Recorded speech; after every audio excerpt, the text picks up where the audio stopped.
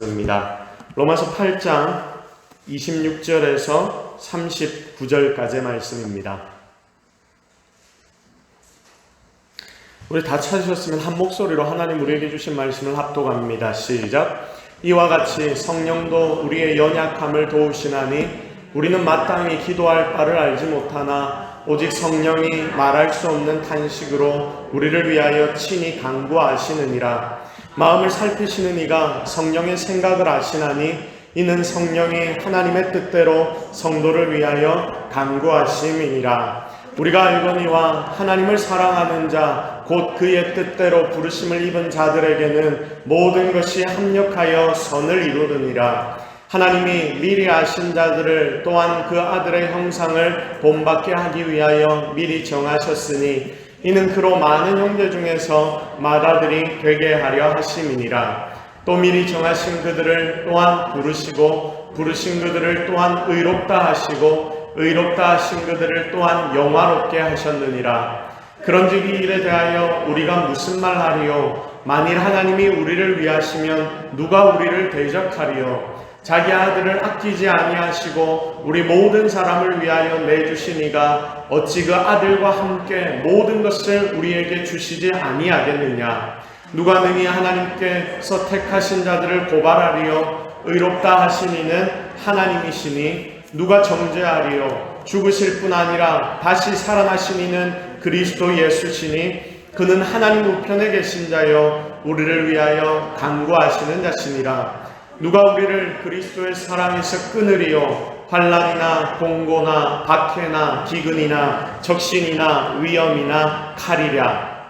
기록된 바 우리가 종일 주를 위하여 죽임을 당하게 되며 도살당할 양같이 여김을 받았나이다 함과 같으니라. 그러나 이 모든 일에 우리를 사랑하시는 이로 말미암아 우리가 넉넉히 이기느니라. 내가 확신하노니 사망이나 생명이나 천사들이나 권세자들이나 현재일이나 장래일이나 능력이나 높음이나 깊음이나 다른 어떤 피조물이라도 우리를 우리 주 그리스도 예수 안에 있는 하나님의 사랑에서 끊을 수 없으리라. 아멘. 약할 때 무엇을 붙들어야 합니까? 라는 제목으로 하나님의 말씀 증거하겠습니다. 여러분, 인간은 다 약합니다. 인간이 얼마나 약하냐면 우리가 조금만 과로를 해도 팍팍 쓰러지는 게 우리 인간입니다. 제 지인 중 하나가 팔이 빠졌습니다. 이전에 팔이 빠진 적이 있는데 왜 빠졌느냐 물으니까 뭐라고 대답을 하냐면 내가 교회에서 사역을 하다가 성도들 만나서 반갑다고 악수를 좀 세게 했는데 팔이 그냥 빠져버렸다고 합니다. 그럼 참 우습지 않습니까? 우습게도 사람이 이렇게 약하다는 것입니다. 지금 코로나로 인해서 모든 인간 사회가 마비될 정도로 약합니다. 또 유럽과 미국에 코로나가 또 막 확진자가 발생하니까 지금 또 문들을 걸어 잠근다라는 이야기가 들립니다. 여러분, 이것을 보면 참 인간 세상도 그렇고 사람도 약하다는 것을 깨닫습니다. 겨울마다 독감이 돌면 며칠씩 몸져 눕는 것이 사람의 모습이 있죠. 한 공간에 있다 하는 것만으로 바이러스가 옮기도 하고, 여러분, 이런 모습들을 보면 인간이 참 약하다, 약한 존재이라는 것을 다시금 깨닫습니다. 여러분, 인터넷에 자기 악플 하나 달리면 그거 눈으로 보고 나면 그때부터 또 심장이 두근거리고 왜 사람들이 나를 그렇게 생각할까, 내 손에 일이 안 잡히기 시작합니다.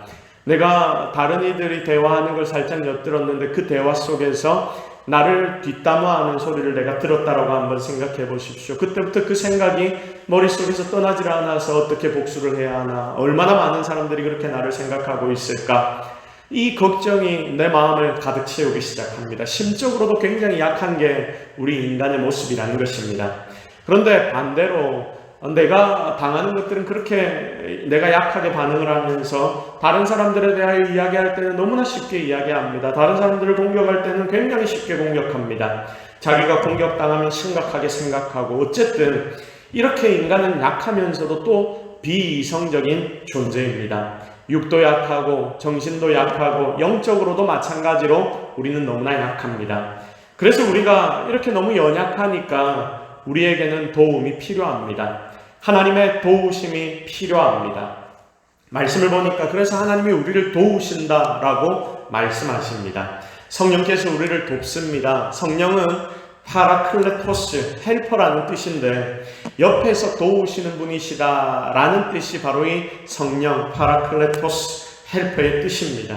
바로 지금 이 자리에 있는 여러분들은 성령의 도우심, 다른 것의 도우심이 아닌 성령의 도우심을 매일 기대하며 살아가는 성도들이 되기를 주님의 이름으로 축복합니다. 자, 그러면 여러분, 오늘은 성령이 무엇을 돕는지 오늘의 본문의 말씀을 보니까 한 3가지 정도로 우리가 함께 살펴볼 수 있는데 오늘은 이것을 함께 살펴보고 하나님의 은혜를 나누도록 하겠습니다. 첫 번째, 성령님은 우리의 기도를 돕습니다. 자, 기도 자체를 도우십니다. 우리 다 같이 따라하겠습니다. 성령님은 기도를 도우십니다. 시작. 자, 성령님이 무엇을 도우신다고요? 기도를 도우십니다. 여러분, 기도가 내 인생에서 제일 중요한 일이다, 이거 믿습니까? 자, 아멘 하기가 조금 애매한 분들이 계시죠. 그러면 여러분, 지금 이 마음속에, 여러분들의 머릿속에 기도가 내 인생에서 제일 중요한 것이다 라고 다시 한번 세워놓기를 바랍니다. 왜냐하면 기도는 전능하신 하나님과 내가 연결되는 통로이기 때문입니다. 여러분, 남자 여자가 만나서 사귐을 가지면 데이트를 하지요. 데이트를 하고 몇 번 만나야지 관계가 발전이 되고 그러면서 결혼까지 골인을 하게 되는 것입니다. 아무 만남도 없으면 그 관계는 발전하지 못합니다. 하나님과 우리와의 관계가 발전해야 하는데 그 발전의 통로가 무엇이냐, 그 데이트가 무엇이냐, 여러분 무엇입니까? 바로 기도라는 것입니다. 그러니 이 기도로 인하여 우리는 하나님과 연결이 되고 관계가 맺어지기 때문에 이 기도는 정말로 중요한 것입니다. 중요하니까 잘해야 하는데 성령께서 잘하라고, 제대로 하라고 바로 이 기도를 도우시는 것입니다. 여러분, 26절과 27절의 말씀을 보십시오. 우리는 마땅히 무슨 기도를 해야 할지조차 우리는 마땅히 기도할 바를 알지 못하는 자들입니다. 그런데 오늘 말씀 보니까 뭐라고 기록이 되어 있습니까? 성령께서 기도의 내용까지도 가르치시고 또한 말할 수 없는 탄식으로 우리를 위하여 우리 속에서 계속해서 친히 간구하시고 계신다라고 말씀하십니다. 그러니 성령님이 함께 하셔야 진짜 우리는 기도할 내용을 알게 되는 것이고 우리의 기도는 그제서야 완전해진다는 것입니다. 이렇게 기도하면 하나님 새로운 세계를 보여주십니다. 그래서 기도 없는 사람은 새로운 세계, 하나님 보여주시는 것을 보지 못하니 천박한 인생을 살게 됩니다. 기도 안 하는 사람은 자기의 머리에 있는 것만 가지고 살아가기 때문입니다. 사람들 머리에 있는 것, 내가 똑똑하다 대단하다 하는 것 같아도 별로 깊지 못합니다. 자, 보십시오. 보통 사람들은 자기들이 읽은 몇 권의 책, 경험한 몇 가지 사건으로 세상을 보고 세상을 판단합니다. 자, 어느 날 우연히, 우리 사실 책 그렇게 많이 읽지 않지 않습니까? 어느 날 우연히 우리가 어떤 상황에 처해서 책을 한 권 읽게 되었는데 그 책이 해민스님이 쓴 책이라고 생각을 해보십시오. 그 책을 보는데 이게 깊이가 있는 것 같고 참 그 생각들이 좋은 것 같습니다. 그러면 어떻게 되느냐? 그 사람의 인생은 그 책 따라 살게 되는 거죠.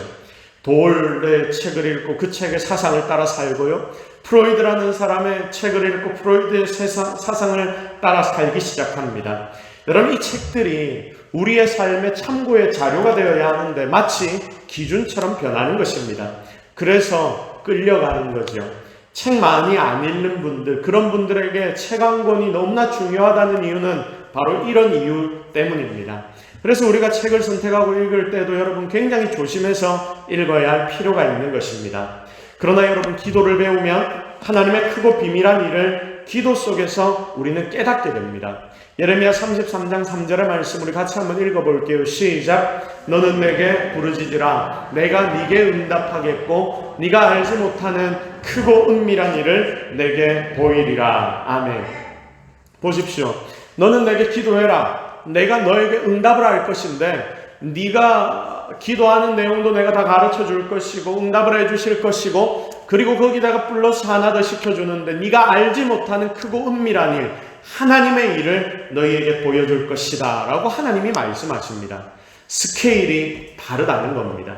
또한 능력이 임합니다. 마가복음 11장 24절 말씀 같이 읽습니다. 시작. 그러므로 내가 너희에게 말하노니 무엇이든지 기도하고 구하는 것은 받은 줄로 믿으라. 그리하면 너희에게 그대로 되리라. 할렐루야. 자, 무엇이든지 기도하고 구하는 것은 어떤 걸로 믿으라? 받은 줄로 믿으라. 그리하면 너희에게 어떻게 될 것이다? 그대로 이루어질 것이다. 기도의 능력이 있다는 것입니다. 그래서 우리 동서교회는 다른 재산들을 좀 늘리는데 앞장서는 것보다 기도의 재산을 많이 늘려야 하는 교회가 되어야 한다 생각합니다. 성도가 기도하면 승리하는데, 그래서 우리 교회는 성도들이 기도하도록 만드는 교회가 되어야 할 것입니다. 자, 이 정도로 여러분, 기도가 중요하다. 그러니까 어떻게 해야 됩니까? 우리가 기도를 해야 되겠지요. 자, 그런데 여러분, 기도가 잘 됩니까? 잘 안 됩니까? 잘 됩니까? 잘 안 됩니까? 잘 안 됩니다. 왜입니까? 왜냐하면 기도는 영적 전쟁이기 때문입니다. 싸움이기 때문입니다. 자, 그래서 우리가 기도할 때 생각보다 힘이 듭니다. 앉아서 그냥 조곤조곤 하나님 앞에 말만 하면 될 것 같은데 그것 자체가 영적인 전쟁이기 때문에 이게 생각보다 힘이 드는 것입니다. 자, 성도들 딴일 시켜보면, 우리가 딴일을 해보면 이걸 알게 됩니다. 물론 딴 거라고 우리가 다 잘하는 게 아닙니다. 그러나 기도보다는 딴 게 더 쉬운 것 같습니다. 여름에 우리가 삼계탕 나눔을 했지요. 지금 우리가 주변의 이웃들을 섬기기 위해서 또 계획을 하나 하고 있는데, 명절날 좋은 그 도시락을 하나 만들어서 독거 어르신들, 지금 코로나로 인해서 사람들이 오지 못하는데 자녀들이, 그런 분들을 찾아가서 좀 도시락을 아주 정성스럽게 만들어서 또 그분들에게 전달해서 교회가 사랑을 좀 나누고 싶어서 그 일들을 계획하고 있는 중입니다. 여러분, 여름에 삼계탕 나눔을 했습니다. 그때 많은 분들이 모여서 섬기고 봉사를 했습니다. 여러분, 기도하자 하면 그런데 그만큼 모이지 않습니다. 기도를 다들 너무 쉽게 생각하는 경향이 있다는 거죠. 모여서 일해야 한다 하면 그래도 구역구역 모여서 함께 일하는데, 여러분, 기도하자 하면 아이고 맨날 하는 거 하고 생각하면서 나 하나 좀 빠져도 되겠지라고 생각해서 빠지는 자들이 많습니다. 맨날 하는 거니까. 그런데 진짜 해야 하는 거를 쉽게 생각하고 안 하면 여러분 큰일 납니다. 교회를 청소하고 밥하고 공사하고 이런 거는 2-3시간 일하는 것 아무 문제 안 됩니다. 그런데 기도는 2-3시간 못합니다. 기도하라 하면 이게 잘 안 됩니다. 기도가 더 힘듭니다. 목사님들 모임도 마찬가지입니다. 설교 세미나 한다 하면요 많이 모이는데 기도하자 하면 다 도망을 가버립니다. 기도가 그만큼이나 힘들기 때문입니다. 그런데 여러분, 기도하면 승리합니다. 이게 진리입니다. 자, 예수님의 제자들 보십시오. 주님이 광야 가자 하면 이 제자들 광야 갔습니까? 안 갔습니까? 광야 따라갔습니다. 바다를 가자 하면 이 제자들 바다 갑니까? 안 갑니까? 바다 다 따라갑니다. 심지어 죽으러 가자 하면 그 전날 밤까지 주님께서 가자 하는 곳 따라서 이 제자들이 잘 갑니다. 다 합니다. 그런데 이 제자들이 어디에서 넘어져 버립니까? 겟세마네 동산에서 주님이 너무 힘들고 어려워서 하나님 앞에 피눈물을 흘리면서 기도할 때에, 내가 예수님이 제자들에게 그런 부탁하는 거 거의 없거든요. 그때 거의 유일하게 지금 부탁을 하고 있는데, 니들 나를 위해 중보기도 해줘라 라고 이 수제자들을 데리고 가서 그들에게 부탁을 했는데, 여러분, 이 수제자들이 뭐합니까? 기도합니까? 기도 안 합니다. 다 넘어져 버립니다. 다 잠을 잡니다. 예수님 다시 내려와 또 부탁합니다. 그런데 이들은 다시 부탁하는 예수님의 부탁조차 듣지 못하고 잠을 잡니다. 나중에 주님 내려와서 포기를 해버리시는 거죠. 기도가 그만큼 어렵다라는 이야기입니다. 왜냐하면 영적 전쟁이기 때문입니다. 이렇게 생각하면 됩니다. 성령의 능력 없이는 기도를 못한다. 성령의 능력 없이는 기도를 못한다. 여러분, 혹시 여러분들 중에 기도하는 게 굉장히 힘든 분 계십니까? 자, 그러면 내 삶에 무엇이 더 필요하다? 성령의 능력이 필요하다. 성령님이 나와 함께 하실 때 나는 절로 기도할 수 있게 되는 거지요. 성령의 능력 없이는 기도가 안 되는 것입니다. 이게 정답입니다. 성령께서 내 속에서 기도를 가르쳐 주셔야지 그때가 기도가 됩니다. 안 도우시면 절대로 기도 못합니다. 아니, 새벽 기도 가려고 하는데 아침에 일어나지도 못합니다. 아예 기도할 엄두도 못 내는 것입니다. 또 기도한다고 해도요, 막상 와서 앉아도 뭘 구해야 할지도 모릅니다. 그러니 우리 교회 전체에 기도의 분위기가 기도가 임해야 그 교회는 달라지게 되는 것이고, 그리고 이 기도가 임할 때에 성령께서 우리를 장악하셔야 우리 교회는 기도하는 교회가 되고 기도로서 교회가 달라지게 되는 것입니다. 제가 처음 동서교회를 왔을 때보다 예배 분위기가 훨씬 좋아졌습니다. 특히 주일 오후 예배, 수요 예배, 금요철에 새벽 기도 이런 거 생각하면 정말 감사합니다. 자, 그런데 아직 모자랍니다. 사실 몇 명이 모이느냐 이게 중요한 게 아닙니다. 예배의 분위기 자체가 더욱더 중요합니다. 예배에 결집력이 생기고 성령의 임재가 느껴지고 또한 변화됨이 있는 예배인가 그렇지 않은가. 예배의 분위기가 우리 속에서 변하고 있다는 것은 성령님이 분명히 일하시고 계시다는 이야기입니다. 성령께서 우리 예배의 분위기를 장악하실 수 있도록 성령께서 새롭게 하신다는 것이 무엇인지를 우리가 예배를 통해서 깨달아야 하는 것입니다. 언제 깨닫느냐? 교회가 기도할 때, 교회 속의 성도들이 기도할 때 바로 그 교회는 이렇게 변하는 것입니다. 제가 울산에서 사역을 할 때 제가 유치부부터 시작해서 청년부까지 모든 부서를 다 맡았습니다. 주일은 정신없이 바빴습니다. 정말 밥 먹을 시간도 없이 바빴습니다. 그때 주일학교 예배를 진행하는데 한두 달 정도 굉장히 아이들이 말을 안 듣는 때가 있었습니다. 애들은 말을 안 듣습니다. 온다던 애들 열심히 학교 앞에 나가 전도해서 데리고 온다, 전화번호 받아서 온다 하던 애들은 교회를 다 땡땡이를 치고요. 또 예배 분위기도 어찌 그래 안 잡히는지 몇 주 동안 한두 달 동안 정말 답답해 심지어 죽을 뻔한 기억이 있었습니다. 아무리 뭘 해보려고 해도 잘 안 됩니다. 준비를 정말 열심히 했습니다. 그런데 준비해 오면 애들이 안 옵니다. 그리고 애들이 오면요, 말도 안 듣는 애들이, 정말 괴물 같은 애들이, 새 가족들이긴 한데 이들이 와서 제가 말을 하는데 저보다 더 많이 앉아서 말을 하는 아이들이 가득하게 됩니다. 그럼 이게 답이 없더라고요. 답이 없으니 어떡합니까? 그래도 그때는 젊은 강동사에 열정이 있었죠. 패기가 있었습니다. 며칠 밤낮으로 하나님을 붙잡았습니다. 그렇게 기도하는데 어느 순간 주일학교 예배의 분위기가 달라집니다. 자, 저 녀석이 지금 딱 떠들어야 하는 타이밍인데 제가 이 정도 이야기하면 저기 앉아있는 3명이 이제 자기들끼리 떠들고 저보다 더 크게 막 목소리를 내야 되는데 그날따라 이들이 목소리를 내지 않고 눈을 초롱초롱하게 해서 저를 바라보고 있는 것입니다. 여러분 신기하죠? 제가 앞에서 막 난리를 치고 막 소리를 치고 하는데 이전에는 쟤네들 목소리보다 제가 더 크게 내려고 소리를 쳤는데 이제는 제가 이런 소리를 내는 순간 그 아이들이 저에게 집중하기 시작합니다. 가만히 앉아 있습니다.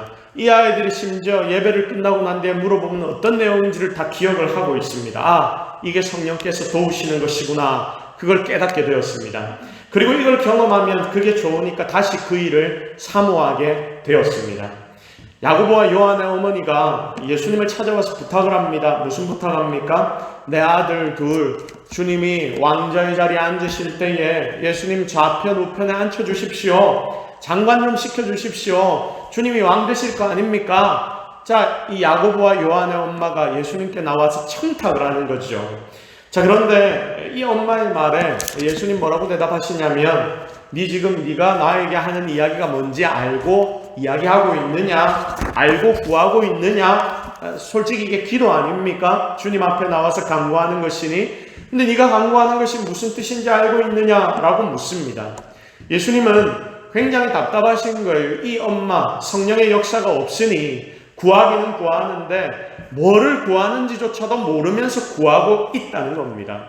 여러분 예수님 좌편과 우편은 어떤 자가 자리를 차지합니까? 예수님이 십자가에 달려 죽으실 때에 양쪽의 강도들, 죽임당하는 자들이 그 자리를 차지합니다. 근데 이걸 모르니까 이 엄마는 그것 알지 못하고 하나님 앞에 나와서 내 아들들 죽음의 자리에 좀 세워주십시오라고 기도하고 있는 것입니다. 나중에 야고보 어떻게 됩니까? 최초의 순교자가 됩니다.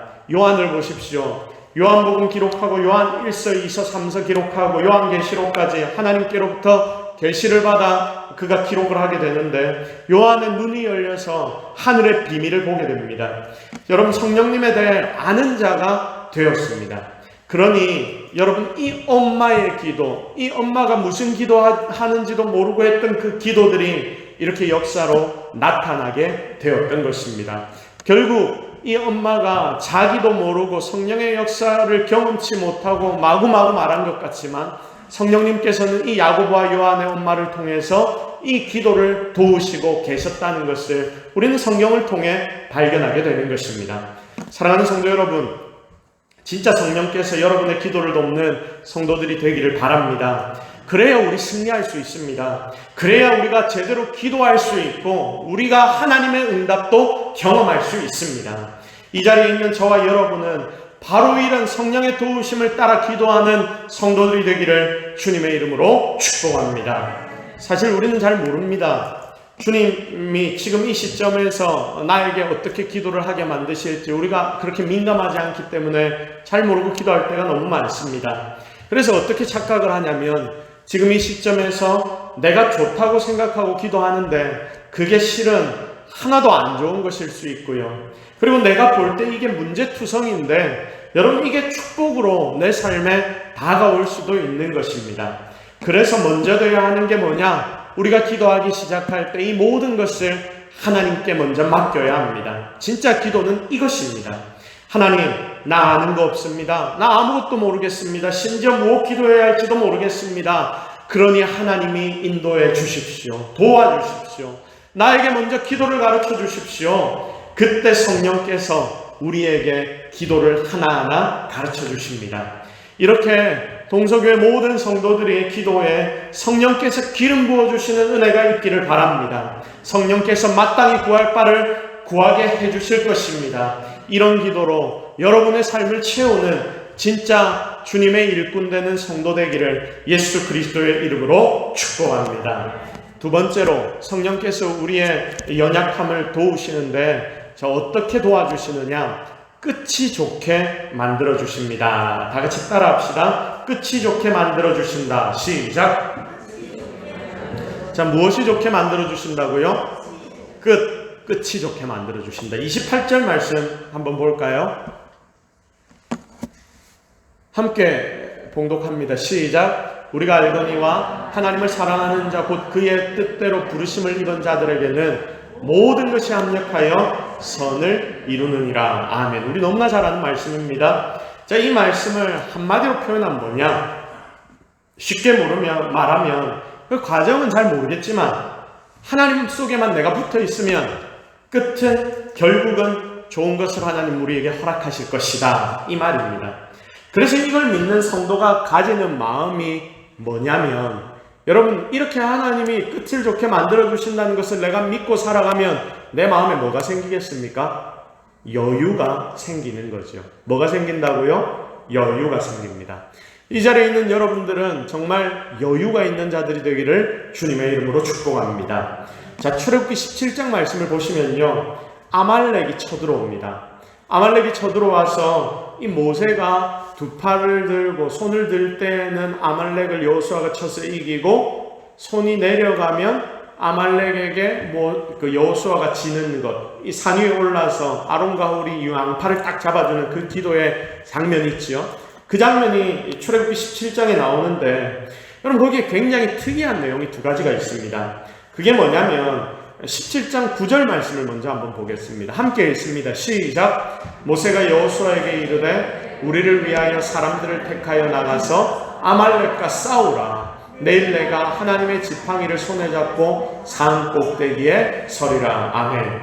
여러분 말씀을 보세요. 모세가 여호수아에게 이르되 우리를 위하여 사람들을 어떻게 해라? 택해라. 여러분 여기에 택하라는 단어가 뭐냐면요, 많은 사람, 많은 군인들 중에서 일부를 택하라는 말입니다. 자, 그러니까 일부만 선발을 하는 것입니다. 지금 아말렉이 공격해 오는데 급박합니까? 급박하지 않습니까? 굉장히 급박한 상황입니다. 그런데 여호수아에게 모세가 뭐라고 이야기하냐면 일부의 군사를 선발해라. 다 데리고 나가서 군사 인구수를 이겨야 하는데 그러지 않고 어떻게 한다고요? 일부만 선발하는 것입니다. 이해가 안 되죠? 왜 일부만 데리고 나갈까요? 자, 또 급하면 어떻게 합니까? 빨리 준비해서 지금 당장 그 아말렉이 들어오는, 공격해오는 주변에 진을 치고 그리고 좀 매복도 해놓고 그렇게 해서 아말렉을 미리 공격해야 안 되겠습니까? 그런데 아말렉은 이미 쳐들어오고 있는데 모세가 여호수아에게 언제 출정하라고 이야기를 합니까? 언제? 내일. 셋째 줄에 보십시오. 내일. 하루면요 굉장히 시간이 깁니다. 하루 지난 뒤에 내일. 오늘 급한데 지금 당장 급한데 빨리 일을 해야 하는데 당장 나가 싸우지 않고 내일 나가 싸우랍니다. 왜 내일입니까? 너무 이상하죠. 근데 여러분 여기에서 느끼는 것이 뭐냐? 모세에게는 뭔가 있구나.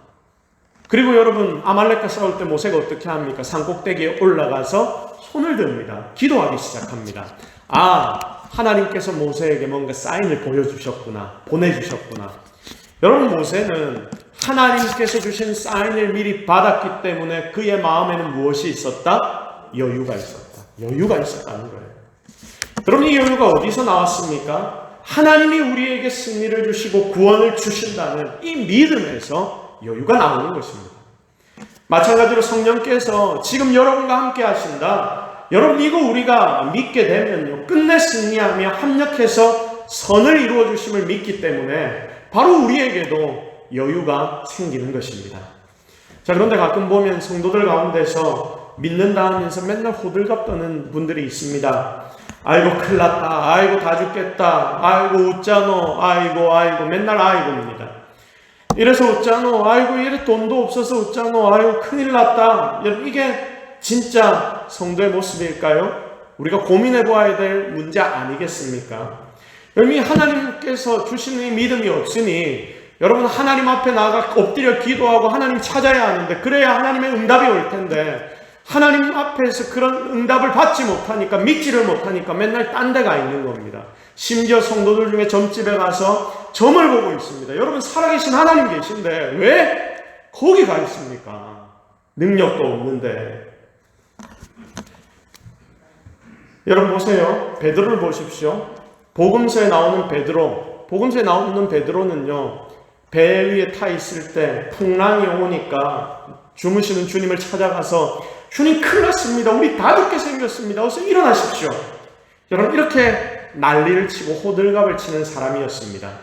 그런데 오순절 이후 성령의 충만함을 그가 받고 나니까 사도행전 12장에 이 베드로가 갇히는 사건이 기록이 되어 있거든요. 그것도 야고보가 처음으로 순교하고 난 뒤 다음 타자로 로마가 야고보 죽이니까 이 유대인들이 너무 좋아한다. 그래서 다음 타자는 베드로 너야 하고 베드로를 잡았습니다.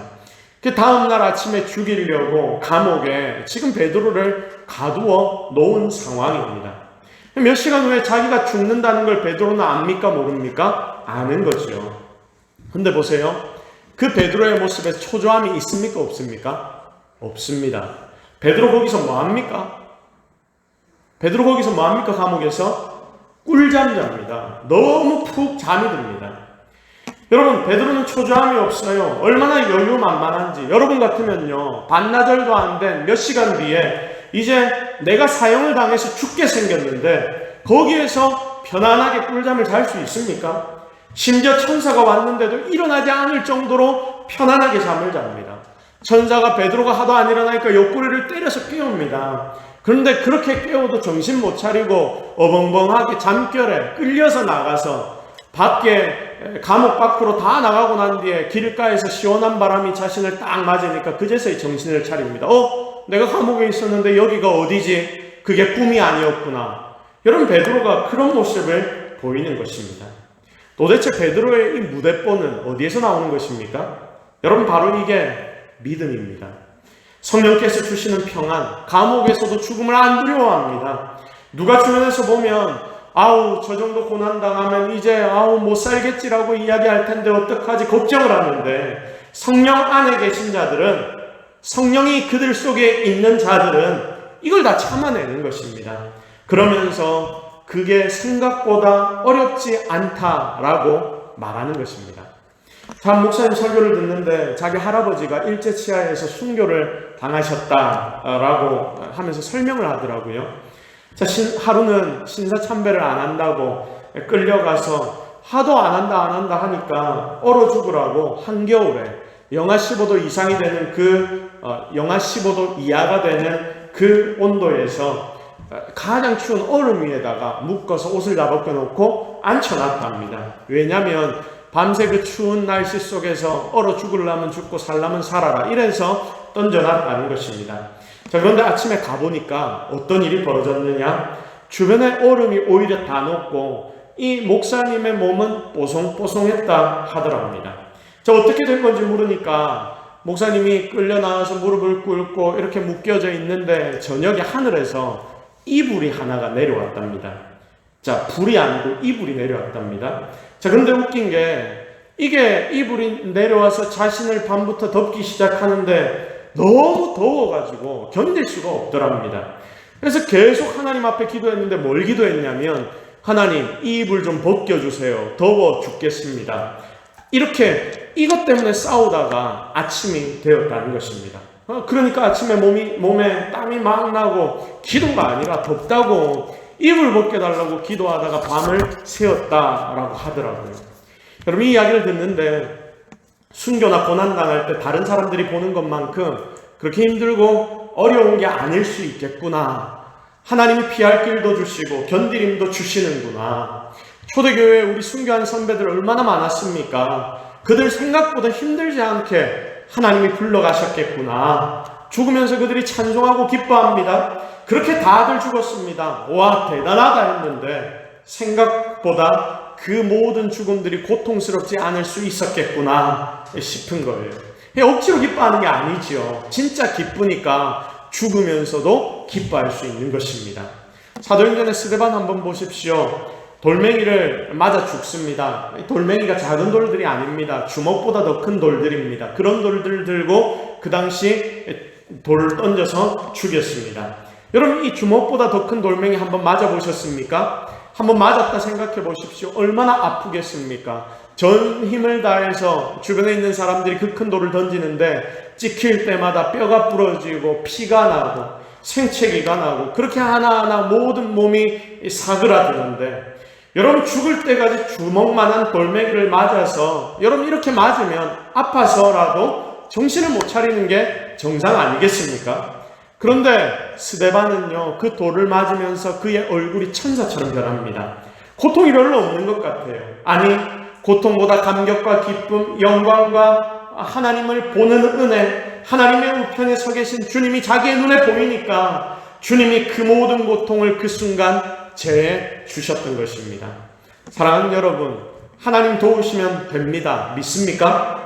하나님 정말로 도우시면 됩니다. 믿습니까? 자, 하나님 도우시면, 허락 안 하시면 절대 안 죽습니다.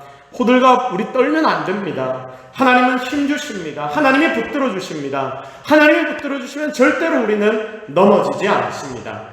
아무리 세상 사람들 천만인이 나를 호위해 준다 해도요, 하나님이 한번 불어버리시면 그냥 날아가 버립니다. 반대로 아무것도 없어도 하나님이 도와주시면 절대로 안 넘어집니다. 우리는 이것을 믿어야 합니다. 진짜 이거 믿고 좀 담대하게 살아가는 믿음의 종들이 되기를 주님의 이름으로 축복합니다. 성령께서 우리를 좋은 길로 인도해 주신다. 그러니 능히 승리할 수 있다. 승리하는 여러분들이 되기를 바랍니다. 한 사업가가 미국에서 다른 도시로 가려다가 좀 늦었습니다. 굉장히 중요한, 사업에 굉장히 중요한, 이게 이 일로 인하여서 자신의 매출이 한 몇십 프로가 뛰고 덜 뛰고 하는 그런 상황, 그런 중요한 약속이 있는데 그걸 놓치게 되었습니다. 자, 그래서 하나님께 기도합니다. 하나님, 지금 시간이 애매한데 빨리 가서 비행기 이번 편 타게 해주십시오. 이 사업가가 비행기를 탔을까요? 못 탔을까요? 못 탔으니까 제가 이야기하겠죠. 저는 못 탔습니다. 기도했는데 여러분, 기도하면 드라마틱하게 막 응답이 일어나고 비행기가 날아가려다가 갑자기 딱 서고 이런 일이 일어나야 안 되겠습니까? 그런데 이런 일이 안 일어나는 걸 비행기는 날아가 버리고 자기는 날아가는 비행기를 이렇게 보고 있습니다. 하나님 앞에 투덜댑니다. 하나님, 어째 일할 수 있습니까? 이게 내 사업의 얼마나 큰 부분인데 하나님, 그렇게 기도했지 않습니까? 근데 나중에 여러분 어떤 일이 일어났냐면 이 비행기가 추락을 한 겁니다. 여러분, 이 기도 하나님이 응답해 주신 겁니까? 응답 안 해 주신 겁니까? 응답해 주신 겁니까? 응답 안 해 주신 겁니까? 하나님은 응답을 해 주신 겁니다. 합력하여 선을 이루어주고 계신 과정이었습니다. 그런데 우리는 그걸 모르는 거죠. 내가 잘못된 기도를 하면서 하나님 이거 안 되면 내가 화낼 겁니다. 가만히 안 있을 겁니다. 하나님 안 믿을 겁니다. 이런 소리까지 하고 있습니다. 우리가 이제까지 얼마나 그렇게 많이 기도하며 살아왔는지 모릅니다. 응답을 하나님이 우리에게 주셨는데도 나는 승질을 내고 있습니다. 마음에 뒀던 남자가 나를 떠납니다. 여러분, 굉장히 슬픈 일 아닙니까? 그때 우리는 이리 생각해야 합니다. 아, 더 좋은 친구를 하나님 나에게 붙여주시겠구나. 물론 마음대로 안 되지요. 그런데 내가 마음대로 해서 내가 문제를 일으켜서 그 남자가 떠났다면, 그 여인이 떠났다면 이렇게 생각하면 안 됩니다. 그런데 최선을 내가 다하고 하나님 앞에 기도하면서 그 만남을 이제까지 이루어 왔는데도 이런 일이 벌어지면 하나님이 주시는 다른 뜻을 우리는 한번 생각해 보아야 합니다. 기도하며 행하는데 여러분 뭔가가 잘 안 되면 하나님의 응답을 따로 기다려야 합니다. 여러분, 믿음을 좀 가지십시오. 왜 매일 걱정하고 근심만 하고 있습니까? 하나님이 계신데, 끝을 하나님이 좋게 만드실 것인데. 그러므로 오늘 이 시간 여러분들의 모든 생각들이 바뀌어서 걱정, 근심이 다 떠나가고 하나님 안에서 하나님이 주시는 믿음으로 하나님만을 신뢰하는 은혜가 저와 여러분 가운데 넘쳐나기를 예수 그리스도의 이름으로 축복합니다. 자, 마지막으로 성령님, 우리의 연약함을 도우시는데 무엇을 주시느냐? 우리에게 마음의 확신을 주십니다. 다 같이 따라하겠습니다. 성령님, 마음의 확신을 주십니다. 시작! 여러분, 이거 중요합니다. 결국 우리의 마음이 항상 문제 아닙니까? 자, 맨날 마음이 흔들흔들해서 마음의 병으로 요즘 우리 마음이 너무 약해져 있다는 게 진짜 문제입니다. 자, 세상의 사람들도 그렇습니다. 그런데 달라야 할 성도들조차도 똑같습니다. 여러분도 똑같다는 거예요. 맨날 마음이 흔들흔들하고 중심이 안 서고 그러니 마음이 어렵다는 것입니다. 다들 마음이 너무 약해져서 조그만 것에도 이제는 확 불타올라 버리고 또 넘어져 버리고 분노해 버리고 마구 휩쓸려서 세상을 우리가 살아가고 있습니다. 여러분, 향수병이란 거 알죠? 노스텔지어라고 하는데 헬라어 두 개의 단어를 합친 단어가 노스텔지어입니다. 집에 간다, 그리고 고통, 이 두 개의 단어가 합쳐져서 고향이 주는 고통, 이게 바로 노스텔지어라는 단어입니다. 1688년 오스트리아의 의학 박사인 요하네스 호퍼라는 사람이 산속에 주둔해 있던 스위스 용병들이 고향에 대해 너무 그리워하는데 그것 때문에 여러 병들이 걸렸답니다. 그래서 그 그리움을 묘사하기 위해 헬라어를 합쳐 만든 말이 바로 이 말입니다. 과거부터 스위스는 용병으로 유명한 나라였습니다. 지금은 스위스가 굉장히 잘 사는 나라 아닙니까? 근데 옛날에는 정말 못 살던 나라였습니다. 스위스가 산동네니까요. 거기서는 뭘 재배해서 먹을 수도 없습니다. 심지어는 주변의 국가들이 다른 유럽 나라들을 공격할 때 이 스위스는 공격도 안 했다고 합니다. 알프스 산 꼭대기까지 누가 전쟁해서 쳐들어가겠습니까? 그 땅을 차지해도 먹을 것도 없는데 이 땅은 게르기야 하고 그냥 버려놓는 것입니다. 그만큼이나 스위스가 못 살았습니다. 그런데 나중에 되니까 이게 오히려 전화위복이 되어서 전쟁에 안 빠지는 복으로, 그래서 그들은 자신들만이 발전할 수 있었던 것입니다. 어쨌든 그래서 스위스는 과거에 굉장히 못 사는 나라였습니다. 그러니 이들이 먹고 살려 하면 사람 자원을 팔아야 했습니다. 용병으로 스위스가 유명하게 된 이유가 바로 여기에 있습니다.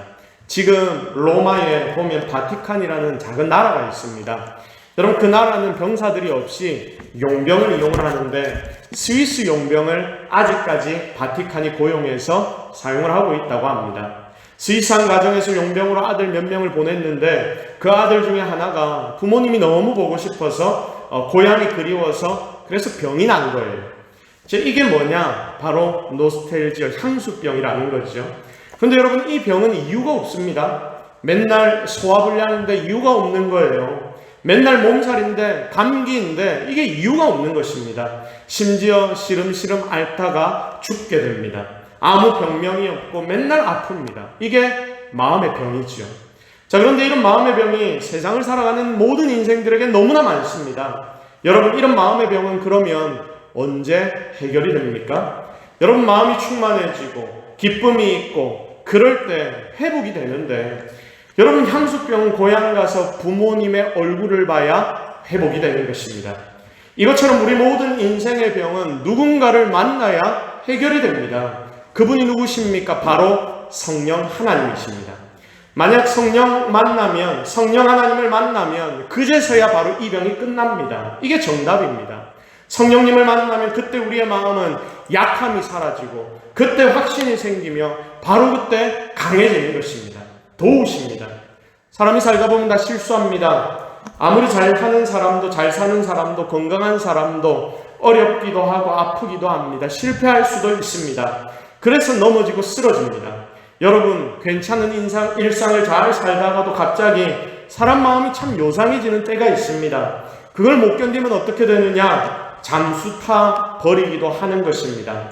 이게 약한 사람의 마음입니다. 자, 그런데 하나님 보내신 성령님이 오시면 균형이 바로 그때 맞춰집니다.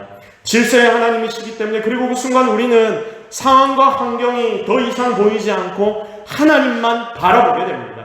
그러니 승리하는 거죠. 여러분, 이렇게 성령의 역사가 우리 속에 있어야 제대로 살아갑니다. 이깁니다. 바로 살 수가 있습니다. 이 자리에 있는 우리 모두의 마음에 성령께서 항상 살아계셔서 세상이 어떻게 흔들어대도 넘어지지 않고 곧게 서 있는 자들이 되기를 주님의 이름으로 축복합니다. 이런 굳건한 마음을 우리가 가져야 하는데 성령께서 우리와 함께 하셔야 하는 것입니다. 여러분, 시편 57편 7절 말씀을 우리 함께 읽겠습니다. 시작. 하나님이여, 내 마음이 확정되었고 내 마음이 확정되었사오니 내가 노래하고 내가 찬송하리이다. 아멘. 바이시 아둘람 굴에서 이렇게 외칩니다. 내 마음이 확정되었고 내 마음이 확정되었습니다. 내 주변이 정신없고 복잡하고 어지러워도 하나님 안 흔들릴 것입니다. 주님만 바라봅니다. 주님만 찬양합니다. 내 마음이 확정되어서 조금도 흔들리지 않습니다. 이게 다윗의 대단한 모습인 거예요. 도망 다니면서도 주변의 상황이 자신을 죽이는 것 같은데 그런데도 그는 하나님을 향하여 자신의 마음을 확정시키고 있습니다. 영어로 보면 fixed라고 되어 있거든요. 고정이 되어 있다. 본드로 붙여놨다. 여러분, 이게 성령이 저와 여러분 마음속에 오셔서 하는 일입니다. 우리의 마음을 고정시키고 흔들리지 않게 만드신다.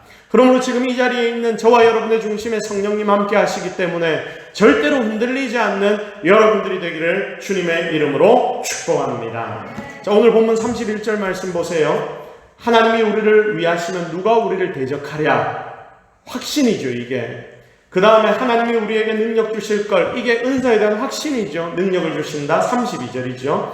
자기 아들을 아끼지 않고 주셨는데 뭘 더 안 주시겠느냐? 여러분, 이게 능력과 은사에 대한 확신 아닙니까? 33절. 누가 하나님 택한 자들을 고발하리요? 의롭다 하시는 이는 하나님이시다. 마귀가 고발하고 다른 이들이 악플을 달고 이래도 나는 아무 상관없다. 왜?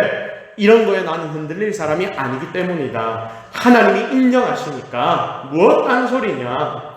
누가 정죄하리요? 죽으실 뿐 아니라 살아나신 이는 그리스도시니 예수님이 인정하시니 딴소리해도 아무 필요 없어. 누가 그리스도의 사랑에서 우리를 끊으리요? 여러분, 그러면서 있을 수 있는 이야기를 다 합니다. 넘겨주세요. 적신, 칼, 그 어떤 것도, 여러분, 기근, 이런 모든 것들도 그리스도의 사랑에서 우리를 끊을 수 없다라고 말씀하고 있습니다. 여러분, 이건 믿습니까? 여러분, 이 자리에 앉아있는 저와 여러분의 마음 가운데 이건 믿는 믿음이 확실하게 세워지기를 주님의 이름으로 축복합니다. 이게 바로 확신입니다. 성령께서 내 속에, 여러분 속에 이 확신을 주십니다. 지금 이 어려운 시대 속에서 성령의 확신 가지고 살지 않으면 제대로 못 삽니다. 이 시기에, 이 어려운 때에 이런 성령이 주시는 확신을 가지고 흔들리지 않고 살아가는 저와 여러분이 되기를 주님의 이름으로 축복합니다. 이제 말씀 정리합니다. 지금 여러분 속에 성령님 함께 하십니다. 절대적으로 이건 믿으십시오. 항상 이것 기억하십시오. 그래서 그분이 내가 기도해야 하는 것들을 가르치시고 끝이 좋도록 만들어주시고 우리의 마음을 지키셔서 확신을 가지도록 도와주신다는 것을 매일매일 경험하며 살아가십시오. 어려운 시대 승리하며 살아갈 수 있는 힘은 이것밖에 없습니다. 이 힘 가지고 오늘도 이번 주간도 승리하며 살아가는 성도들이 되기를 주님의 이름으로 축복합니다. 자, 우리 다 같이 찬양 하나 하고 기도 한번 하겠습니다. 시간이 좀 갔지만 그래도 함께 찬양하고 기도하겠습니다. 약할 때 나의 강함 되시는 주님을 함께 찬양합시다.